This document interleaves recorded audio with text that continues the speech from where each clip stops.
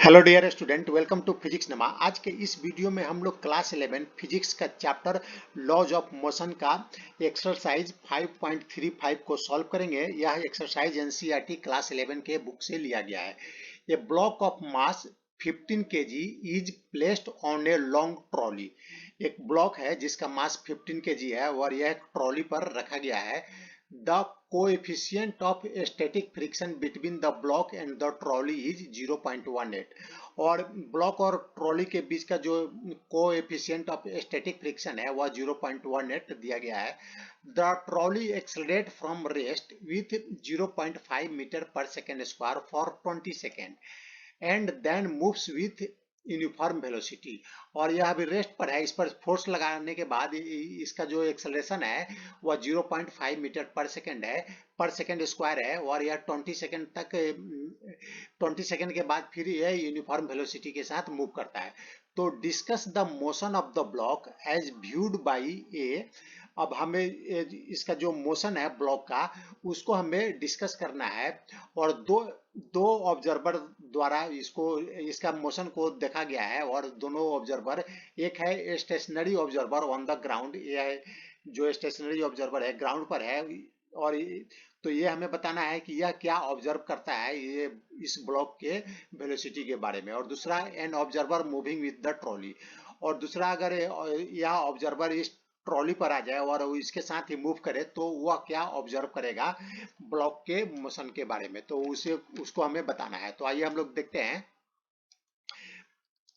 या मास हमें दिया गया है, सॉरी यहाँ पर 15 kg होगा और म्यू है 0.18 और एक्सेलरेशन है 0.5 मीटर पर सेकेंड स्क्वायर। तो अब इस पर ये पर्सन इस पर फोर्स लगाकर इसको एक्सेलरेट करता है 0.5 मीटर पर सेकेंड स्क्वायर से। तो आइए हम देखते हैं कि इस पर क्या क्या होगा। अब जब इसको एक्सेलरेट करेगा तो देखिए यह दोनों जो ट्रॉली है और ब्लॉक है एक दूसरे के कांटेक्ट में है। तो ट्रॉली क्या है, ट्रॉली इस डायरेक्शन में मूव कर रहा है तो ट्रॉली का मोशन इस डायरेक्शन में है और यह इस पर अगर रेस्ट पर है तो इस पर जो इसका जो रिलेटिव वेलोसिटी है इस डायरेक्शन में होगा। अगर ट्रॉली इस डायरेक्शन में जा रहा है अगर तो ट्रॉली के रिस्पेक्ट में ब्लॉक को हम देखेंगे तो या तो ब्लॉक इस डायरेक्शन में मूव करना चाहेगा या इसका जो रिलेटिव वेलोसिटी है ट्रॉली के रिस्पेक्ट में ब्लॉक का इस डायरेक्शन में होगा, लेफ्ट डायरेक्शन में। तो जो फ्रिक्शन फोर्स है वह क्या है, रिलेटिव वेलोसिटी को अपोज करता है। तो फ्रिक्शन फोर्स किस डायरेक्शन में लगेगा, राइट डायरेक्शन में लगेगा। जो ब्लॉक पर फ्रिक्शन फोर्स लगेगा वह राइट डायरेक्शन में लगेगा। तो maximum possible force of static friction that can act between the block and trolley equal to, जो मैक्सिमम स्टैटिक फ्रिक्शन कितना हो सकता है तो उसका जो स्टैटिक फ्रिक्शन का जो वैल्यू होता है mu S M G. Mu S हो गया कोएफिशिएंट ऑफ स्टैटिक फ्रिक्शन और एम उसका मास और G acceleration due to gravity. तो इसको आप वैल्यू हम तीनों का हम पुटअप कर देंगे तो ये हो जाएगा 0.18 मल्टीप्लाई 15 इंटू 10 तो यह हो जाएगा 27 न्यूटन। यानी मैक्सिमम जो स्टैटिक फ्रिक्शन है इस ब्लॉक पर कितना लगेगा, 27 न्यूटन। तो जब तक हम 27 न्यूटन से कम का फोर्स इस डायरेक्शन में लगाएंगे तो यह क्या है, इस ट्रॉली पर रेस्ट पर रहेगा, इस ट्रॉली से स्लिप नहीं करेगा। और जैसे ही अगर इस पर हम फोर्स लगाते हैं 27 न्यूटन से अधिक तो क्या होगा, इसको फिर ये फ्रिक्शन फोर्स सपोर्ट नहीं करेगा क्योंकि फ्रिक्शन फोर्स के 27 न्यूटन तक ही सपोर्ट करेगा और उससे अधिक हम फोर्स लगाएंगे तो क्या होगा, यह स्लिप कर जाएगा, इस ट्रॉली पर स्लिप कर जाएगा। तो आइए हम निकालते हैं कि इस पर जो फोर्स है, अगर इसका acceleration 0.5 metre per second square है तो इस पर कितना फोर्स लगता है। तो आइए इसको हम लोग देखते हैं। The static friction is self adjustable and it is equal to in magnitude and direction of the applied force। तो जितना हम फोर्स लगाएंगे इस पर वह क्या है, स्टैटिक फ्रिक्शन एडजस्ट करते जाएगा। जिसे 27 न्यूटन मैक्सिमम है स्टैटिक फ्रिक्शन, तो अगर हम जीरो से स्टार्ट करके 27 न्यूटन तक इस पर फोर्स लगाएं, तो अगर हम 5 न्यूटन का फोर्स लगाते हैं तो उस समय इसका स्टैटिक फ्रिक्शन 5 न्यूटन ही होगा। अगर 10 न्यूटन का फोर्स लगाते हैं तो स्टैटिक फ्रिक्शन 10 न्यूटन होगा। अगर 27 न्यूटन का फोर्स लगाते हैं तो स्टैटिक फ्रिक्शन का वैल्यू हो जाएगा 27 न्यूटन, यानी वो जो अप्लाइड फोर्स है उसके इक्वल स्टैटिक फ्रिक्शन हो जाएगा। When the applied force exceed maximum limit of static friction, friction fails to increase its value and slipping start. अगर हम इस केस में 27 न्यूटन से अधिक का इस पर फोर्स लगाएंगे तो क्या होगा, फ्रिक्शन इसको सपोर्ट नहीं करेगा और क्या होगा, यह ब्लॉक क्या होगा, स्लिप करने लगेगा। तो आइए हम लोग इसको फोर्स को निकाल लेते हैं, कितना फोर्स इस पर लग रहा है।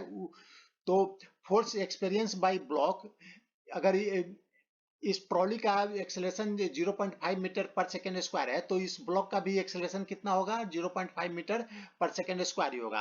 तो हम न्यूटन के सेकेंड लॉ से फोर्स को निकाल लेते हैं, F इक्वल टू m होता है। तो यहाँ पर हम निकाल लेते हैं फोर्स कितना हो जाएगा, 15 मल्टीप्लाई 0.5 इक्वल टू 7.5 न्यूटन, यानी इस पर जो फोर्स लगेगा 7.5 न्यूटन लगेगा। वह फोर्स इक्वल हो जाएगा फ्रिक्शन फोर्स के इक्वल हो जाएगा।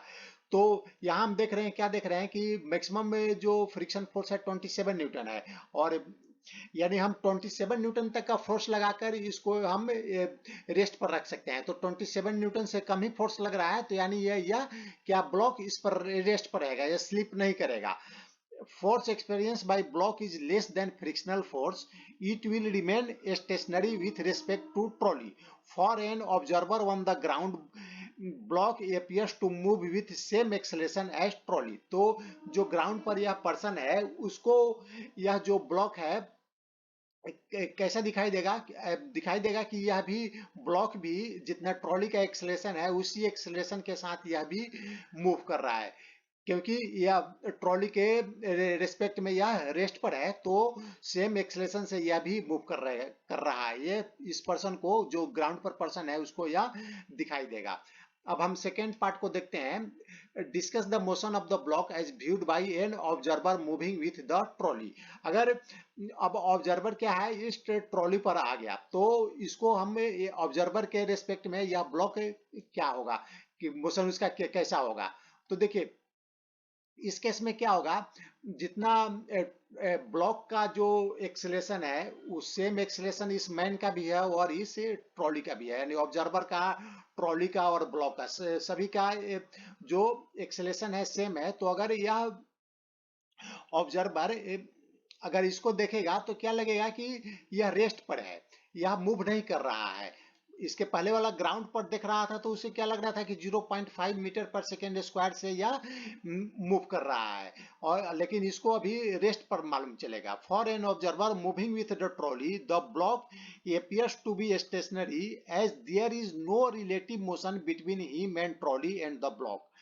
जैसा कि आप ट्रेन में जा रहे हैं, अगर ट्रेन में आप सीट पर बैठे हुए हैं और आपके सामने एक आपका बैग रखा हुआ है, तो आपको बैग क्या दिखाई देगा कि वह रेस्ट पर है, आपके रेस्पेक्ट में रेस्ट पर है। आपके और आपके बैग के बीच में रिलेटिव वेलोसिटी नहीं है, लेकिन एक ग्राउंड पर से प्लेटफॉर्म पर खड़ा है एक आदमी, उसको दिखाई देगा तो वह बैग मोशन कर रहा है। तो यह आज का यह वीडियो समाप्त हुआ। अगर आपको यह पसंद आए तो इसे लाइक करें, शेयर करें। Thanks for